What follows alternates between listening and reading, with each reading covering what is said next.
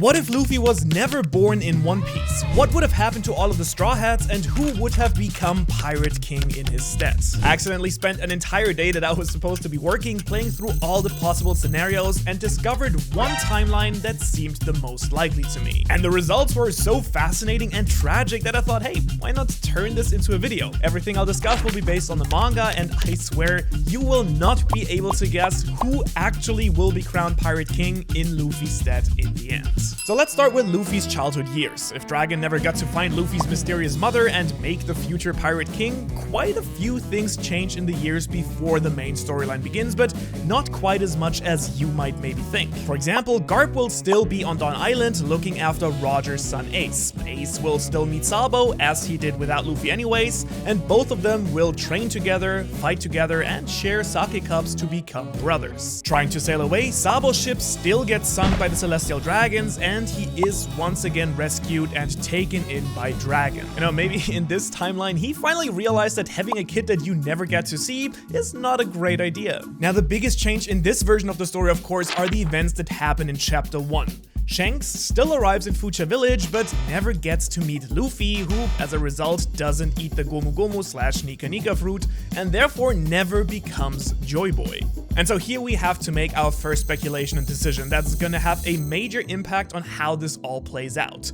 What would happen with this legendary fruit instead? And at this point, I'm gonna make an assumption that I believe is very likely to be true, but not yet 100% confirmed in the story. If you've seen any of my other content, you will probably know that I firmly believe that originally Shanks was planning to give the Nika fruit to none other than Ace, before Luffy then simply gobbled it down and made himself the new chosen one. Let me explain. Shanks clearly knew about the importance of the Nika fruit. The government tried to get their hands on it for centuries, and once they finally did, Shanks was there to take it away from them. We also know that Roger found out about Joy Boy and his prophesized return on Laugh Tale. So he made sure to create the Great Pirate Era and draw out as many people as possible to fight the right person that would mean Joy Boy's return. We know that he placed his former crewmate Crocus at the entrance of the Grand Line to wait for the right person to arrive. I mean, Crocus literally says, "You might be the one that we've been waiting for, Roger," when he meets Luffy for the first time. And his right-hand man Rayleigh is stationed at 𝙻𝚎𝚐𝚐𝚗𝚍 Archipelago, the choke point that you have to pass in order to reach the New World. Rayleigh knew about Luffy from Shanks and spent 2 entire years training Luffy to prepare him for the second half of his journey. And when Luffy finally awakens his Devil Fruit, Zunisha takes his heartbeat as the sign of Joy Boy's return. So I think it's very likely that Shanks' task as the crew member that Roger entrusted his Straw Hat to was to find the right person to eat this fruit and guide his way to becoming Pirate King.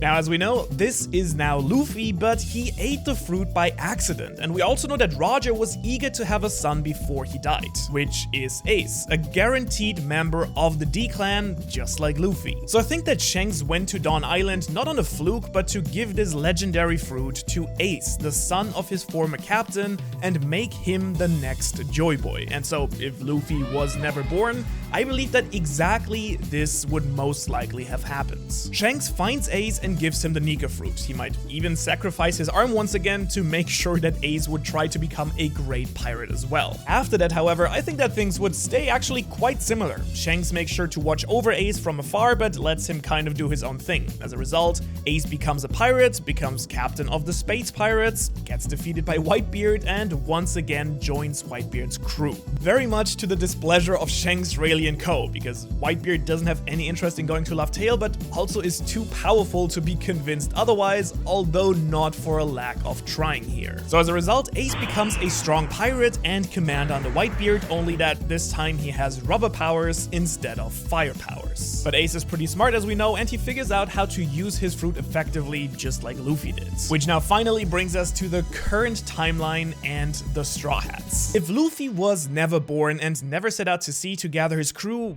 what would have happened to each of them? Without him, things get quite dark. So we start the East Blue Saga by going to Alvida's ship, where Luffy pops out of a barrel at the beginning of the storyline to save Kobe, but This time around, however, there is nothing in this barrel. As a result, Kobe will, for the rest of his life, be forced to work the deck on the pirate's ship. He will never be inspired to follow his impossible-looking dream of becoming a Marine Admiral. And as a direct result of this, neither he nor Luffy make it to Morgan's Marine base, where Zoro is being starved to death by 𝙻𝚎𝚐𝚐. Without Luffy coming to save him, Zoro at some point realizes that 𝙻𝚎𝚐𝚐 never meant to stand by his word to release him after 30 days without food. Instead, Zoro, who at this point is too weak to free himself, simply starves to death in a horrifying and tragic manner. A quite pitiful end for the future strongest swordsman in the world.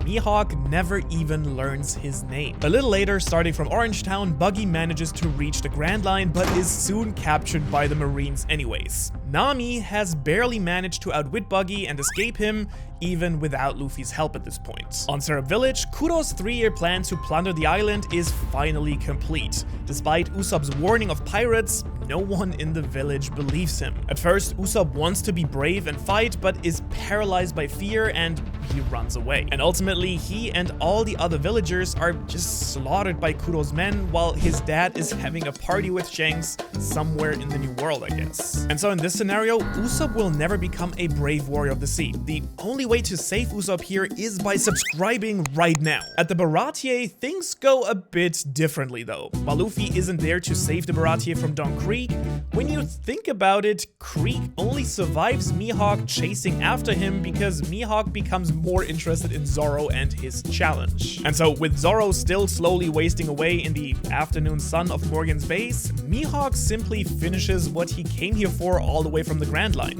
sink the rest of Don Creek's ship. So instead of the Baratie sinking, I think Mihawk would eat Creek for lunch and then have a nice dinner with some good wine at the Baratie. As a result, Sanji keeps working there happily after as a cook for 2 more years until a mafia boss shows up at the restaurant. He tells Sanji that he's going to be married unless he wants all of the cooks on the ship to die, and so Sanji complies and is taken to Whole Cake Islands. Here he is humiliated by his family before Big Mom's crew then murders the entire Vinsmoke family at the wedding and takes over Germa's technology. Meanwhile, Nami's village is never freed from Arlong's rule. His men come to confiscate all the money that she saved up so far, and despite her despair here, she can't let her people down either, so she keeps drawing more and more maps for Arlong, locked in her tiny room inside his castle. Now, at this point in the main storyline, Luffy and his crew would enter the Grand Line and are starting to make a name for themselves as rookies. Without Luffy, however, Crocus has met Ace, but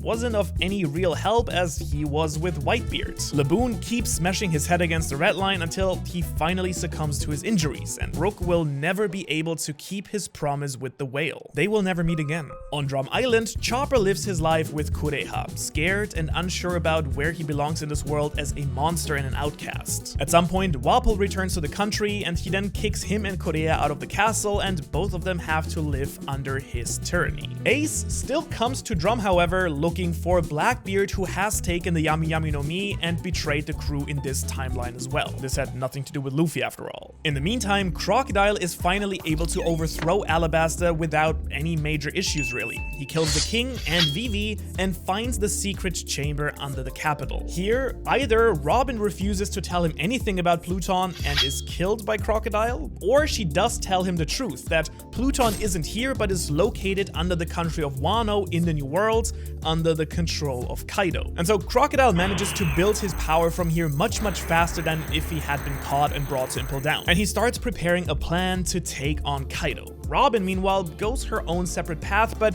is sooner or later captured by the agents of CP9 or CP0 and brought to Impel Down as well. The last scholar of Ohara captured. She will never find out that Saul is still alive or that the library of Ohara has actually been saved. Instead, she fully vanishes into the darkness of her heart and the depths of the level 6 of Impel Down. Now, Skypiea again is very interesting actually, because without Luffy's interference, Enel is a god for a little while longer before before then just making his way to the moon anyways. This time he's accompanied by his men. Also, Bellamy gets to keep his teeth this time around. On Water 7, Frankie's simply living his delinquent life as the head of the Franklin family. At some point, Lucci and the other CP9 agents find out that he had the plans for the Pluton. I think it's fair to assume that even in this timeline, Frankie would heroically burn the plans in front of Lucci's eyes, but is executed by the furious agent who has at this point turned into a giant leopard. Meanwhile, Shanks is once again meeting with Whitebeard. He's here to talk about Blackbeard and urges Newgate to call Ace back. He is way too important to die. In the Florian Triangle, Brook spends the next year alone in the dark without his shadow. Moria, meanwhile, grows his zombie army and finds a suitable shadow for Oars instead of Luffy. He then takes Thriller Bark to the New World and decides to attack Wano once again, convinced that this time he can win. However, even with Oars' reanimated corpse, he can't stand up to the might of the Beast Pirates. While he's actually able to enter the country and lay siege to the Flower Capital, once Orochi calls for help, Kaido and the All-Stars swoop in and ultimately defeat his army in less than 10 minutes. As a result of this, Brook's shadow is released and he does go on to become a rock star, just as he did during the time skip in the main storyline. And at the same time, Onimaru is able to bury Ryuma's corpse that has been left behind by Moria back at his grave and lies Shusui on top of it. After Thriller Bark, the tragedy on Sabaody Archipelago never happens. A bunch of rookies known as the Verse Generation meet here and then just move on to the New World. Kami isn't saved by Rayleigh and is sold to Carlos, because Rayleigh is actually off seeing Whitebeard to urge him that Ace, as the next Joy Boy, has to become Pirate King.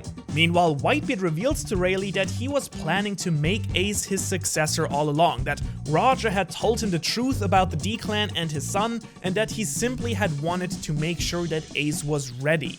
But at this point, it's too late. Ace confronts Blackbeard as in the main storyline and is captured and taken to Impel Down. Jinbei and Ivankov never escape the prison until much later, when Dragon actually orders Morley to get them out, and so Jinbei actually becomes a revolutionary. And so I would argue that even without Luffy, the war at Marineford still happens. This time, Blackbeard tries to sneak into Impel Down to get the level 6 prisoners for his crew, but without Luffy's uprising and without Shiryu being released to stop him, Magellan wipes out the entire Blackbeard crew. And this time, there is no antidote. Blackbeard had made one gamble too much and lost to fate. And therefore, the most likely candidate for Pirate King has died without anyone even realizing it. Meanwhile, at Marineford, the war is about to begin, but this time things are a little bit different. Rayleigh and most of the remaining Roger pirates have come to fight side by side with Whitebeard to free Joy Boy,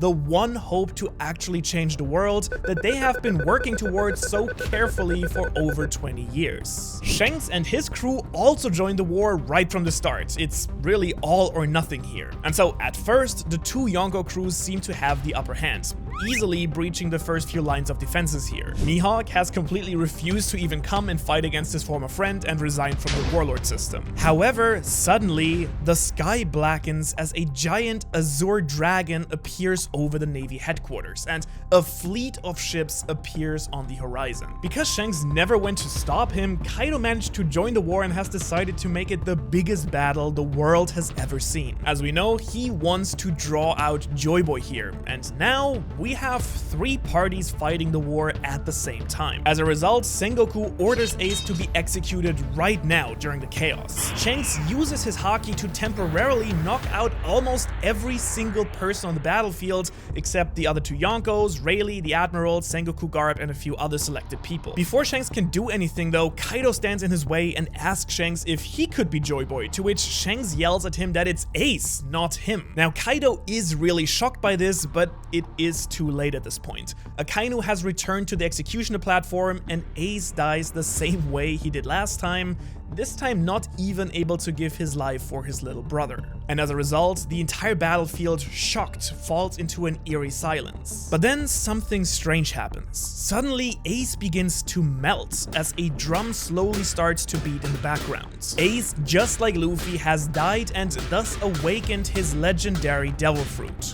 Joy Boy has returned. With an awakened Ace who already is quite a lot older and stronger than Luffy was at this point, the tide of the battle quickly turns. Even Kaido has decided to now join their side, at least for now, because he has been waiting for Joy Boy's return his entire life. However, as the Marines and the Shichibukai are about to be completely annihilated, a dark shadow falls on the island once again. There is something huge above the clouds. Then a bright light, just like the sun, and Marineford Island never existed. Imo and the Gorosei have decided to sacrifice their strongest fighters in order to take out 3 Yonkos and Joy Boy in one foul swoop.